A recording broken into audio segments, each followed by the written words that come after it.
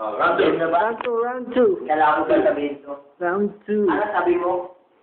Ako'y ba sa rando? Ako, alam ko ako'y gwapo. Pero tignan mo yung mukha mo, bulbul ko napunta sa mukha mo. Tignan mo yung mukha mo. Asan ang bulbul ko? Napunta sa mukha mo, sunod-sunod, di ba? Tignan mo pa yung ulo mo.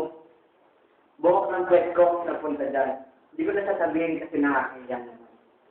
Kasi tignan mo, ang mga nailiwan kong doon sa CR, andyan kinakain mo. Kaya tignan mo yung tiyan mo, busog na busog.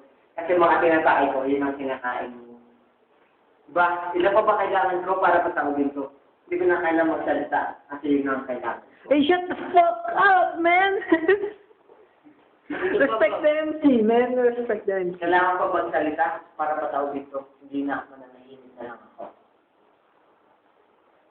10 seconds pa. Ay, marami pa ba? Hindi mo na kasi kailangan nun eh. Mahabang yun.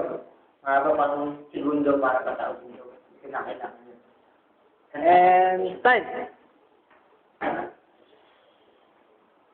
Sabi mo, ang bulbul mo napunta sa balbas ko. Pero yun ang masasabi ko, pag bulbul ko to, tandaan mo, yung bulbul mo, wala ka pang bulbul, kundi pala, ibong pusa pa lang, tol. Akala mo, bulbul, burnit mo lang yun, tol. Sabi mo, iisutuin yung buhok. Ba't isa mo yung buhok mo? Mukha kang Chongo. Kamukha mo si Baby Milo. Wala na tayong magagawa doon. Totoo na yun.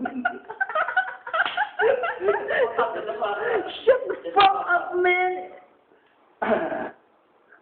Sabihin mo, malaking tiyan ko. Tingnan mo pag-iinsulto mo, tol. Malapit ka na rin lumaki ang tiyan mo.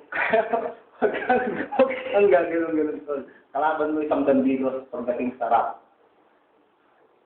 Halos lahat ng babae sarap na sarap sa akin. Sa'yo, titi mo, wala pa rin dating. Pero, ito lang sasabihin ko sa'yo, tol. Kumbaga, nire-respeto mo ko, pero ito sa larangan ngayon, talo ka na, tol. Time.